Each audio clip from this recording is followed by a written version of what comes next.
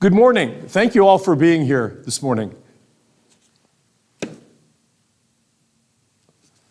I want to take some time to speak directly to Nevadans after yesterday's economic forum, which determines revenue projections that the legislature can use to finalize our state's budget for the next biennium. And Nevada, I'm excited to say that after a long year fighting this historic crisis, I have good news to deliver today. In the last 14 months, we've taken action to strike a balance between protecting the public health and also protecting our fragile economy. Thanks to the quick response by state and federal leaders to soften the effects of a nationwide shutdown, and because of the sacrifices that were made by all Nevadans, our fiscal situation has greatly improved.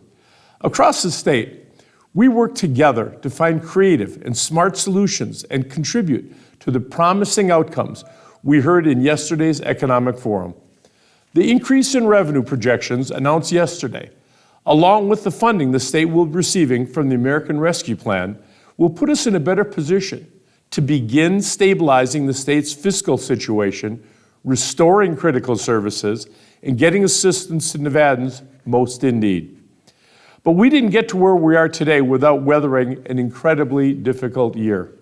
When we joined states across the country to issue a stay-at-home order in an attempt to save lives and prevent the overwhelming of our hospital system, many Nevadans were forced out of their jobs through no fault of their own. Businesses, both small and large, suffered. Because of Nevada's limited economic structure, this crisis hit our state worse than any other.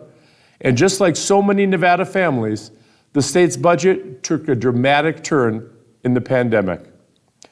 That's why in the summer, I had to convene a special session of the Nevada legislature to close a $1.2 billion budget shortfall, which included depleting the state's savings account, called the Rainy Day Fund, in an effort to continue providing critical services.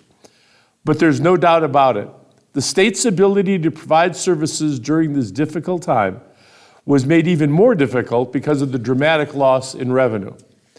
And in December, when the state was putting together the draft budget for the upcoming 2 years, we again were forced to propose tough reductions to an already strained budget. And again, we did everything with what we had to prioritize resources and services for Nevadans. But every difficult decision was rooted in a long-term strategy for economic recovery, which has led us to where we are today.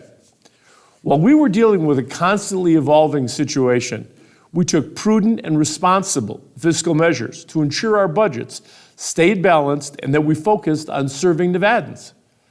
The stakes were high and the decisions were tough, but I knew that eventually the day would come where I could say to my fellow Nevadans, that method has paid off. And Nevada, that day is today.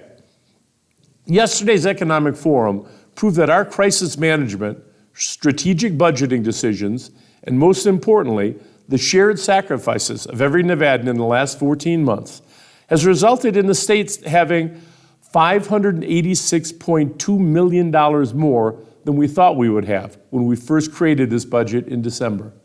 $586.2 million. Members of the Economic Forum, many of whom jokingly say they are often delivering doom and gloom news, announced that they are feeling confident about Nevada's economic recovery.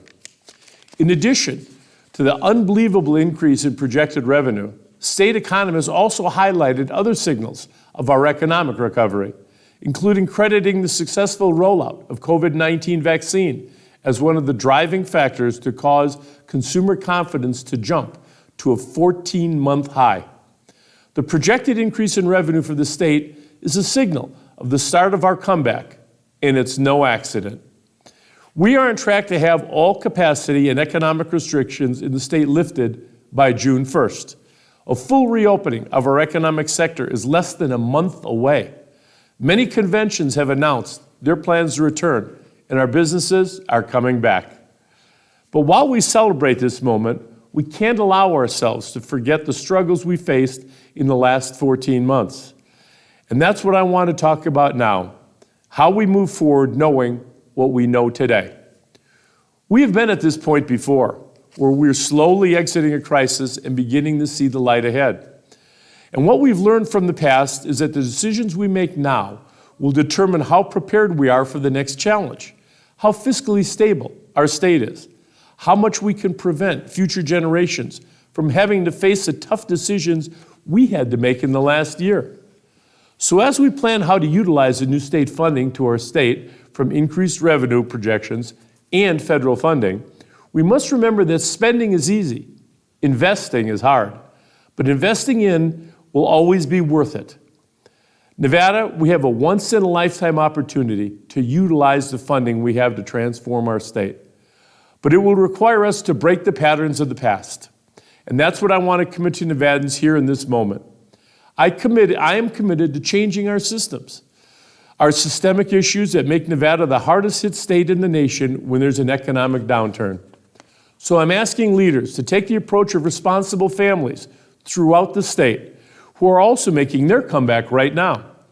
The many Nevadans who got their jobs back and for the first time in a while are taking home a paycheck to their families. I'm asking that we take thoughtful approaches with our funding, the same way these families are.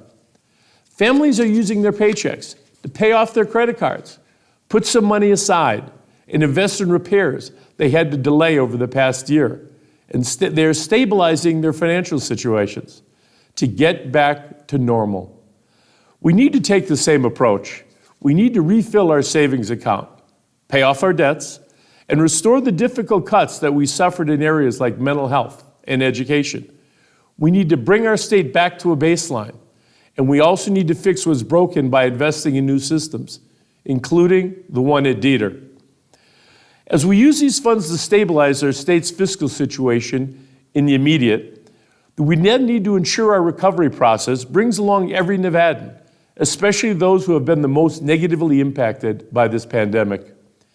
Yesterday's economic forum showed us that those in our state who make the most were impacted the least, and those who make the least were impacted the most. We will not recover if we do not use these funds to build a state that gives them every opportunity to succeed. Expanding childcare, helping small businesses, investing in community-based services. There's no doubt Nevadans are resilient, which has been proven repeatedly throughout the ups and downs in our state's history. When you're the state that usually has the hardest hit in the crisis, the people have no choice but to become resilient. But I know Nevadans are probably tired of having to be resilient all the time. That's why I want to make our state more resilient so our residents don't have to be. Before I close this address, I want to take a moment to talk about our COVID-19 vaccine rollout.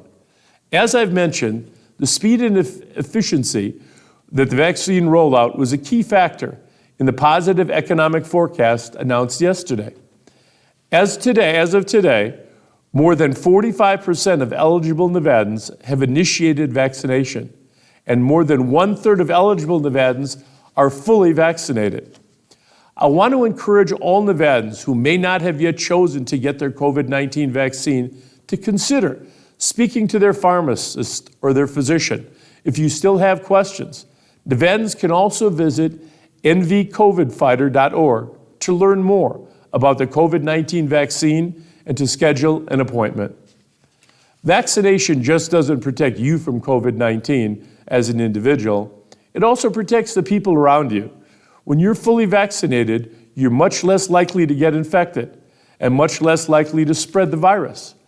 Increasing the number of Nevadans who are vaccinated against COVID-19 will help reduce the potential for more Nevadans to get sick and die. Every shot in the arm puts us one step closer on our path to full recovery. Thank you for your time today. As always, I am so grateful to be your governor, and I look forward to the challenges ahead to make sure we set Nevada up for success for generations to come. Thank you. Go get your vaccine. God bless.